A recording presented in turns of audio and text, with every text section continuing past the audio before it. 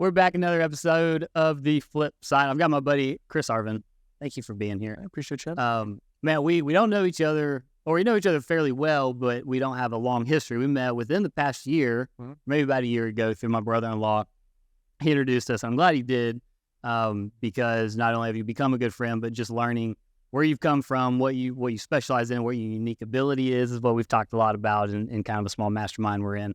And so that's how I know you. But right before we started this, you teased me by saying you basically made it big in Nashville as a musician, had no idea that you're famous. So take me back. Let's go back from as far as you want to go, business, personal, and just tell me who you were before you are who you are now. Yeah, so I think that, I grew up like most people, brother, sister, kind of building forts in the woods, whatever. But Birmingham? Yeah. Okay. So, I grew up around Birmingham. So my dad was a youth pastor growing up. So we were in Kentucky, South Carolina. And, I didn't know that. Yeah, and then we ultimately landed in Birmingham. But grew up around the Birmingham area. I played soccer probably all the way through college. Loved sports. But I was, I did want to be a rock star. I thought that I was going to be famous one day. It was just a dream of mine, and kind of went after that trail for a little while and realized that, being on the road is just not, it's really just not that great. It's fun playing music. It's fun creating. It's fun, being in that environment. But so, I left Auburn. I moved back and, I didn't really know what I wanted to do, so, you do what you do whenever you're young and go work at a restaurant. It's like I did, I was bartending and waiting tables at California Pizza Kitchen. Mm-hmm. There used to be a couple of locations here in Birmingham. CPK. Yeah, CPK. That's right. Yeah. So, I was there for probably a year, and then the general manager was like, "Man, you need to be a manager." And I was just like thinking, restaurant manager, come on, let's be serious here, right? I'm a college graduate. That's right. Yeah. Don't you understand that? Actually, I never graduated college. Oh, okay. I didn't know that either. Yeah, I don't talk about that very much. Okay. I used to think that it was really important for everybody to, I used to think that was something that was really important, but I felt like I was wasting time in college, because I didn't know what I wanted to do. I had all these dreams and aspirations, but no real direction yet. So CPK is actually what gave me that direction. I got involved with management program, and they have a really strong training program, leadership development programs, and I kind of fell in love with the culture and really started to understand that, I'm managing restaurants, but it's a lot more than that, And so that was kind of my first, two things happened there. It was my first mentor, the guy that pushed me to get into management. For whatever reason, maybe he saw something in me or whatever reason he decided to. But then just recognizing that, and this, I've carried this with me with probably every job that I've had in my career, is that the thing that you think something is, like being a restaurant manager, while it doesn't have a lot of, cachet or however you want to put that, you're investing in people, you're developing people, you're working with teams, you're getting to problem solve, you're getting to do all the things that you enjoy doing that. And I found that out for myself, that that's what I enjoyed. So, the short version of my history is that I didn't really know what I wanted to be, Yeah. So how long were you there as in that management position? 7 years. 7 years? Okay. Yeah. So I was with CPK for about 7.5 years. Wow. Yeah. All in Birmingham here? Yeah. So, Okay. And it did a lot of store openings, traveling around too. So, they built them from the ground up. I will tell you, one of the hardest things to do is take a good culture from one location and then plant it somewhere else in a new city where it doesn't even exist yet. Yeah. And so learned a lot through those processes too, building restaurants. So, Man, it makes so much sense, because what I have noticed about you and what your kind of unique ability is to lead and organize and really manage, right? And how you do that in your job now, which is not CPK anymore, but hearing that kind of background, it's like, oh, it makes so much sense, because you spent so much time in that space learning it and training it. And it's not just because I'm like, dang, I'm terrible at that. It's like, well, I've never been in that position to learn it. And so probably still wouldn't be as good as you are in it, but it makes sense of you've had that background, you've had that training. Yeah. So I have a story about that. All right. About that comment that you just made. You know, they have a leadership seminar at the CPK, and they pick 30 or 40 high potential candidates throughout the company. They bring them in, try to go through development programs, and they split everybody up. We were out in California, obviously, and they split everybody up into two groups, and we were just having these big conversations about if you believed that leadership was something that was natural or if it was something that could be taught and learned, right? I was on my personality type. I was on I believe it's something that you're born with or you're not, And I've got it. Yeah, that's right. And I said something that has stuck with me in that group setting that I wish that I never would have said because I was just young and naive.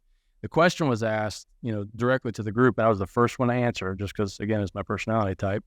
If you believe it's natural or something that can be taught. And I said that I believe that those that have natural leadership see the world differently. Those that don't understand what a good leader is, it's like they're seeing the world in black and white and they don't see it in color like we do, Interesting. And it was such a pompous response, looking back on it.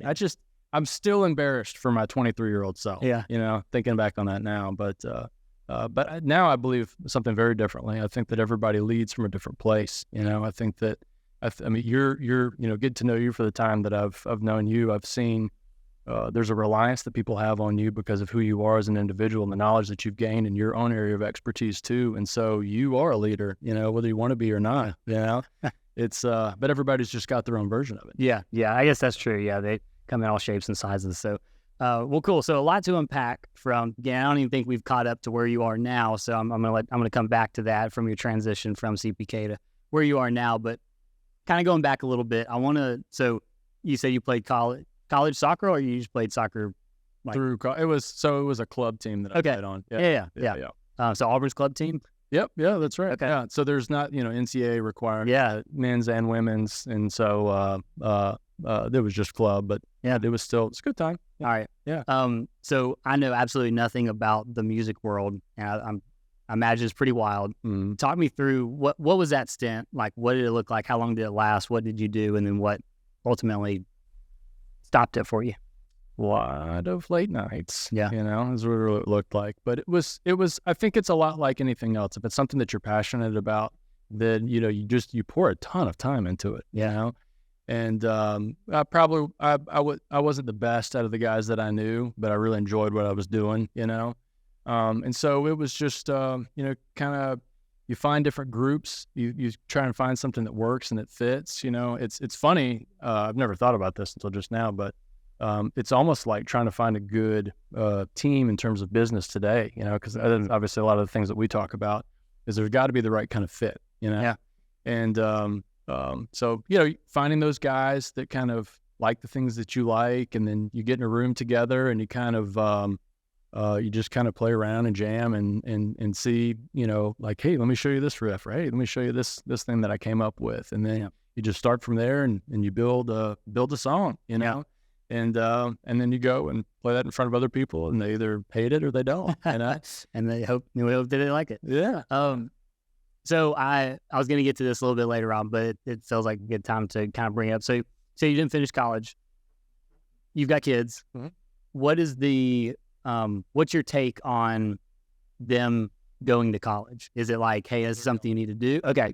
Yeah, and definitely going. So they, I think that what I missed out on was a direction of really, so like my viewpoint on what I believe for them would be that they just need college. To me was a couple different things. One, it was learning how to be on your own, right? Learning how to make decisions for yourself, holding yourself accountable, being out of the house and not having that protection anymore, of just being out on your own. You need to feel that, you need to feel what that, the weight of those decisions, and just waking up every single day and saying, nobody's going to push me today except for me, So I believe that experience is important in addition to the experience of just making friends and getting to know people and pushing yourself kind of past your comfort zones a little bit. And then the most important thing that college taught me in the short time that I was there, a couple of years, is learning how to learn, right? Yeah. Because you don't have to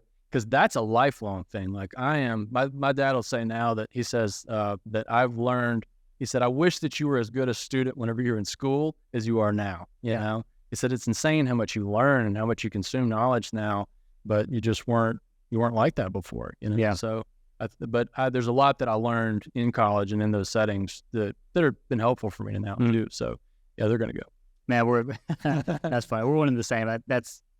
I was in business management, which is just like I guess a fancy way of saying like, you're not going to specialize in anything business. You're just going to kind of get a little bit of everything. So for me, it was just learning how to learn. I say that all the time. And it kind of, I guess, sparked that passion like you've got now to go out and try to build my knowledge and grow. And instead of grade school, it was forced, I guess, right? It's like, you got to do this. So yeah, I get that. But that's interesting because, you know, college now is such a hot topic of, is it necessary? And so I wanted to hear your take on that. That's good. So, all right, cool. Let's jump forward. So we finished at CPK. We were there for 7 years. What was next? Next was I got partnered up with a guy that had but he had owned a lot of Outback franchises whenever they were just hot and heavy and popular, you know. And he had sold all those off years before we had met. And the story that he tells is that he got tired of playing golf and traveling, you know, and he wanted to do something else. And so he'd kind of developed this concept called Asian Rim. And it was casual fine dining is the way it was defined, you know. So it was kind of Pan-Asian cuisine. And what we were trying to do was be the competition for P.F. Chang's, right? Okay. We felt like there was a lot of room in that space. And so I spent a few years there building. And so I would say that CPK gave me a strong background in just like learning how to train and understanding leadership and managing people. And then I got the chance to actually put all of that into practice because I had to build a lot from the ground. Yeah. You know, it was like HR and accounting and menus and marketing and operations and new locations and how to open up new locations and all these different things. And so like got all this weird hands-on experience. And so I felt very fortunate because they kind of took a chance on me. I don't think that I had the real experience that they needed, but I had a lot of grit, you know, and which helped us a lot. And I was also really good at building teams and bringing the right people in.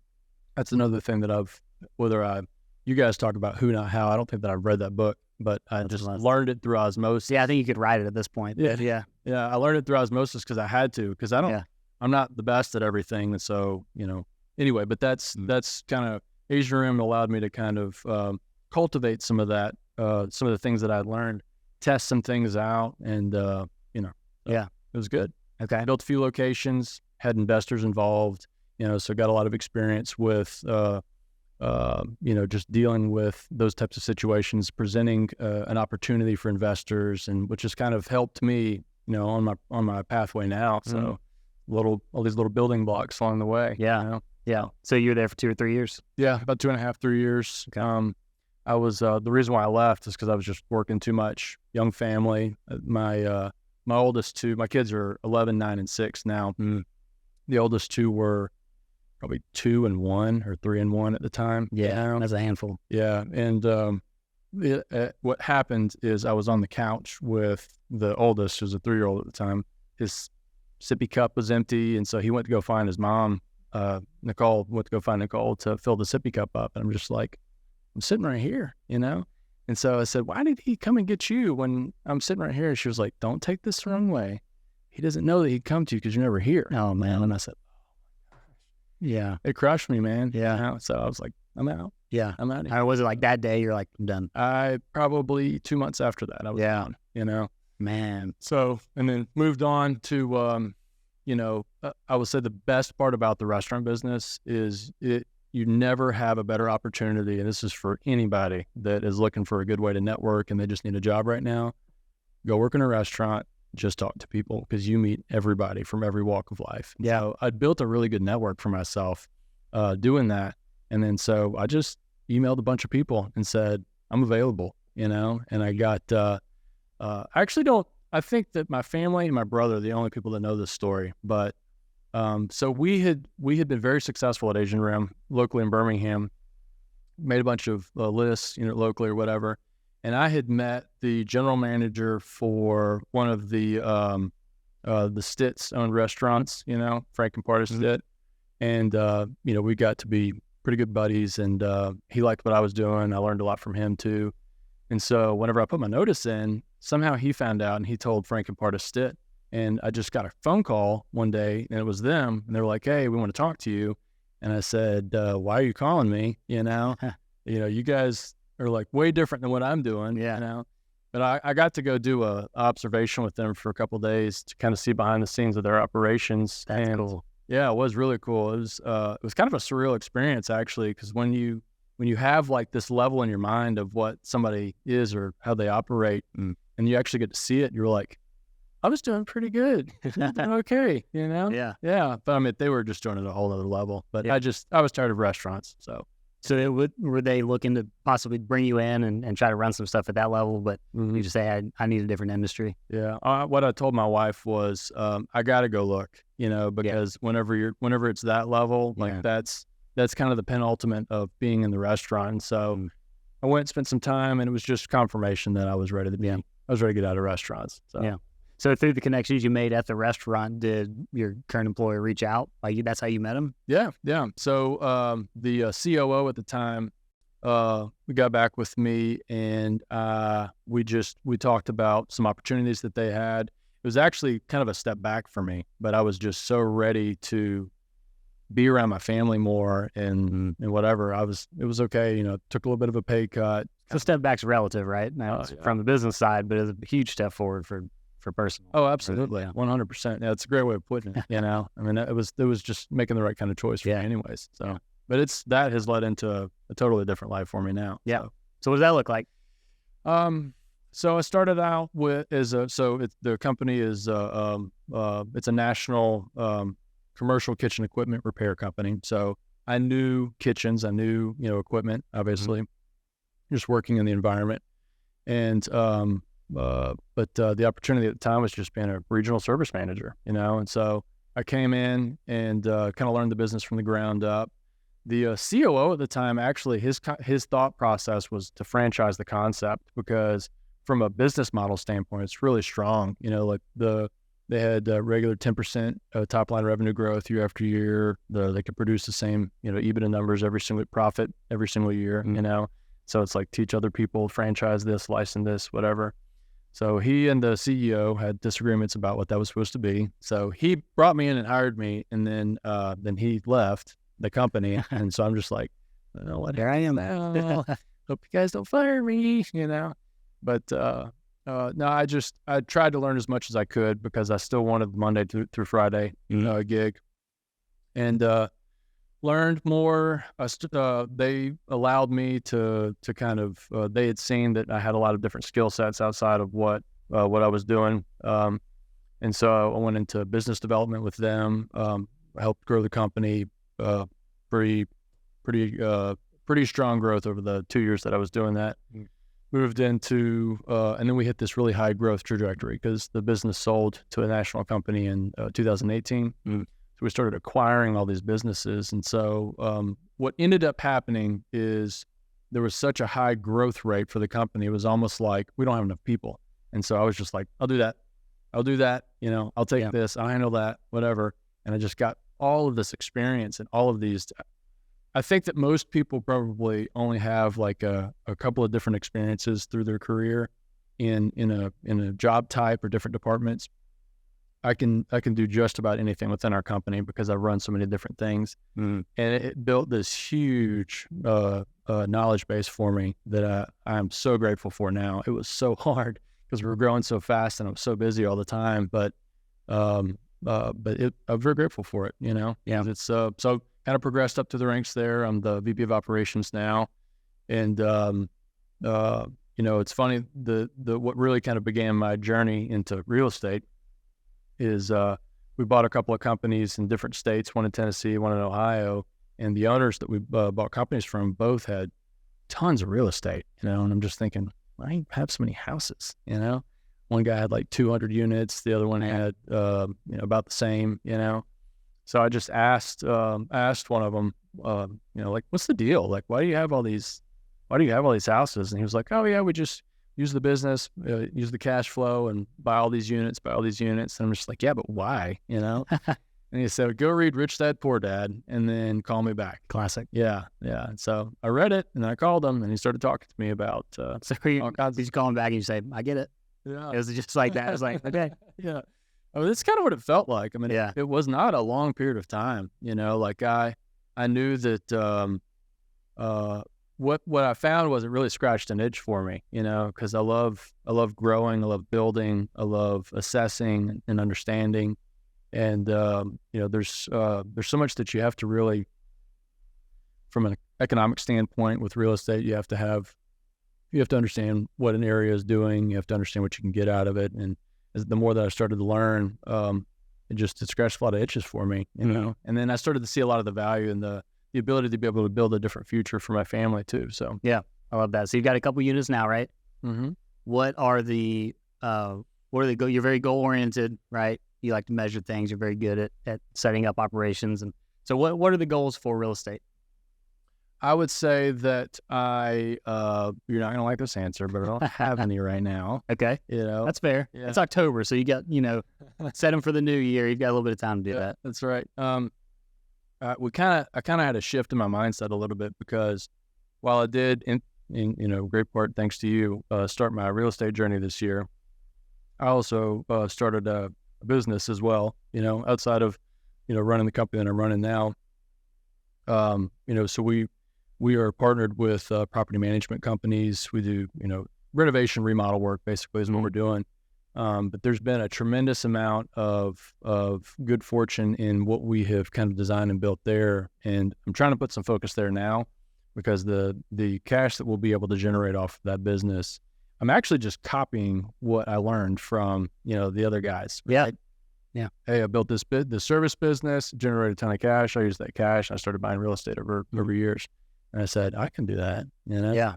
So, but I think you're definitely taking that model from them, but taking it a step further, saying, hey, the cash, the service business that's going to generate that cash complements or is in the same industry as a house buying business, right? So if you're dealing with property managers, you get first look. And that's genius, right? I mean, that's why I like the avenue I'm in as being an agent, is it gives me first look at some opportunities, but not near the opportunities you're going to get to look at. And you are looking at being in line with those property managers. I think that's huge. That's genius. Please just don't forget about me when you're huge, because that's gonna blow up, man. That's gonna be awesome. Yeah. Well, it's funny. Like we've already had a couple of opportunities that we haven't been able to capitalize on yet because we just don't have. I mean, I don't want to say there's too much happening all at once, but we have to be very selective of where we're spending our time, you know? So like there's been 2 already actually where it's just like, well, they don't want to fix this. They're just going to sell it. And I'm just like, dang it, you know, I'll fix it. And yeah. I don't have the time yet. You know, could you just hold on for just another minute? Yeah. That's smart. That's setting up for, I mean, just long-term success and being able to run those avenues. Setting up, I've watched you grow this company that's not that old already with who's and not how, and not spending now you spend a lot of time on the front end building the foundation, but then plugging in the right people, the right seat on the right bus, right? And I think that's awesome. I think you're really good at that. And you've helped me do it a little bit in my business. So that's really good. Yeah. I think that knowledge is for everybody, you know. Yeah. I think that anybody that's selfish with their knowledge has got the wrong approach to life, you know? Because it's about who you partner with, you know, like I've enjoyed getting to know you more. I've really enjoy our Thursday morning group, you know, so it's been masterminds. Yeah. I love it. Well, switching gears a little bit. So 3 kids, wife, Nicole. Mm-hmm. What do you love about Nicole? Oh my gosh. I would say that she is in large part well, I'll just tell you a story, okay? Because this will help. This will help you understand what I love about her. So, you know, I dated a lot of girls, just because you know, I mean, whatever you music, Nashville scene, right? We get it. Yeah, you're famous. Never made it there. Never really played in Nashville. Just auditioned for a few bands. Yeah. But, you know, I don't want anybody walking around with the wrong idea. But you know, I remember whenever my parents first met Nicole, and we dated for a few years before we ended up getting married. But the thing that my mom tells me that she likes about her was my mom was always worried, because I'm such a strong personality. she was always worried that I was going to walk all over whoever I was with, you know. And Nicole was the first girl that she felt confident of. Like, she was like, I've had to manage this thing for this many years. I think that she can handle it. Yeah. You know what I mean? And so she's just been a tremendous, it's a partnership, you know. I love her so much, more than just, you know, there's so many different levels as you get older and you're, you know, married longer, but I am who I am today in large part because of her, you know. So man, I love that. I see that in the entrepreneurial world that you've been into an extent, but you're really diving into with this new venture, a new business. There's a lot of support and trust that's got to come from the family side, and being able to get that instead of having friction there is huge. I think it's kind of make or break. Honestly, I agree. That's amazing that you've got that support and you've got her there. So I don't think I've met her. So I think it's time for us to get together and 100% do something outside of business, outside of podcasts. I love that. I agree, man. Totally. Cool. Well, before we wrap up, always like to know book recommendations. I'm not a big reader, but I try to read a chapter a day is kind of my inside goal. So we've already talked about Rich Dad Poor Dad. So it's off the table. What other I'll reduce it to real estate or business book that really stands out to you. I will. I think I've got two answers to that. Sure, that's okay. Yeah. All right. So I'm reading. I've gotten into biographies recently, and there's the one I'm reading right now is Henry J. Kaiser. Henry J. Kaiser. He was one of the big industrial magnates that kind of built the West, you know, helped build the West in the early 1900s. And he, you know, some of the huge dam projects and these massive hospital systems, he transformed, you know, healthcare, even though he was a big, you know, construction guy, built roadways, you know, whatever. He started as running a photography shop. Right. Yeah. And what pushed him into construction was his future father-in-law, you know, because his father-in-law wouldn't allow him to marry his daughter until he had a real job, you know. And so he went out to California. He kind of just started building all this for himself. And he just is I think by today's standards, he would be a billionaire, you know, but he just slowly started to build all this stuff. But there's a passage in the book where they were asking him about some of these jobs. You know, it was like I think it was a paper interview, you know, newspaper interview. And because he had not had the experience for some of these massive dam projects that he'd won and he was working on. And he said, they said, I can't remember what the question was, but his response was, there are no big jobs, just small machines. Right. And I really, really like hit home with me that this is a guy that he created some of the machines that they needed to be able to do some of these jobs that just didn't exist yet, you know? Yeah. And so he wasn't afraid of taking on something large. And because he didn't know what he was doing, you know? That was the thing that I learned from the book is that, you know, everybody watches people on social or wherever and they just think that they know everything about everything. They're trying to figure it out, you know, just like anybody else. So. Hey, I love that. I mean, yeah, my brain works in the real estate world. So taking it back to real estate, doing a single unit or a duplex is literally the same process as a 100 unit, but it's bigger machines. Yeah. The same thing. It's like, no, you just take this and just do the same thing, but bigger. And that, I love that. Yeah. So, all right. So that was number one. What's number two? Been a big influence. Yeah. I would say that just a big influential book for myself in general has been, I don't know if you follow Ray Dalio at all. He's the founder of Bridgewater. And they're a multi-billion-dollar hedge fund, you know, but he the way that he grew his business and built his business was very unique because he was very systematic in the way that he thought about things. And as he got larger as the organization, they've got like 1,500 employees today, right? But as they got larger as an organization, he recognized that the things that he knew, the principles that he followed to be able to make good decisions, he needed everybody in his company to be able to have access to those so that they were making the same good decisions that he was. So he wrote a book called Principles, and he detailed everything that he kind of built for himself over the last, 40 years or so. Yeah. And so it's a really incredible book to kind of give you some structure behind the way to think about your life and then also work and building a company if that's what you're doing, you know. But more than anything, what I think that what he kind of talks about is building kind of mental models for how to make decisions, you know? And so I think that if you think about what you do, you know, in real estate, you know, we're always, in what I do now, we're always, it's really not the thing, it's people. It's always people, you know? And there's this, I think that when you, I'm reading another book, it's about the history of money, you know, but they talk about exchange because that's all it is, you know, and that money was created because there's a debt owed to somebody, right? And back in the day, it was like, well, you've got sheep and I've got a wheat field, you know, but how much wool are you going to give me for this wheat? We got to figure out the value of these things so that we can kind of exchange them. But the interesting thing that I've learned is that value is determined by the people, by the person, you know? And so the more that you know about people and how they think and what motivates them, you really begin to understand what pathways you need to take in conversations. And so I would also encourage anybody to read any sort of behavioral psychology books or behavioral economics books. The one that got me started was Freakonomics. So Stephen Levitt, you know, but Daniel Kahneman, Thinking Fast and Slow, is really dense, and you got to read it twice. But it teaches you about how people make decisions in the subconscious and conscious brain and the way that we're wired to decision making. And so when you understand that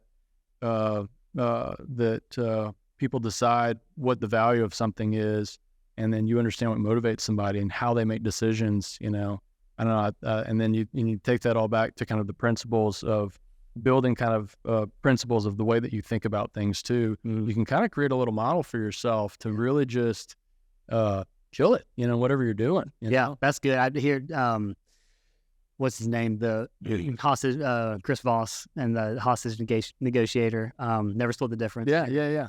He talks about psychology a lot, as he was obviously in high stress situations and going through that, but talking about understanding the psychology behind the other person and using that in negotiations. So yeah, very, very interesting. That relates to really any part of business and sales and comes down to it. So great book recommendations. Time out. So do you want me to say, like, give a shout out to Repair First, where people can be like, hey, if you want, okay. Yeah, you can. Yeah. All right, so I want to wrap up, but before we do, I want, if you want to give out how people can find out more about you, find out more about the service company. Repair First is the name. Do you have a website or anywhere where people can reach out and connect to you? Yeah, so we are still building a lot of things. Yeah. You know, we grew a little faster than we were anticipating, so we don't even have a website yet. We do have Instagram, but it's escaping me what the name of the Instagram is. Yeah. So maybe I can get that to you. Yeah, later. we'll throw it in the show notes. Yeah, okay. Yep. So, but repairfirstservice@gmail.com. Best way to get in touch with us via email, and you know, renovations, remodels, whatever you need. So any size, any scale, just Birmingham. Yeah, just the Birmingham market right now. And you know, we do a lot of work with real estate investors, realtors, property managers, but just, you know, residential too. You know, basement remodels, kitchen remodels, that kind of stuff. So, man, that's awesome. Chris, thanks so much for being here. This has been a blast getting to know you a little bit better. I'm excited. We got to do this again, maybe first, second quarter of next year, to see how much that has grown, where your business is, what your goals are on the real estate side, because you'll have those set up by then. But until then, thanks for being here. I appreciate you having me, man. Thanks. Cool.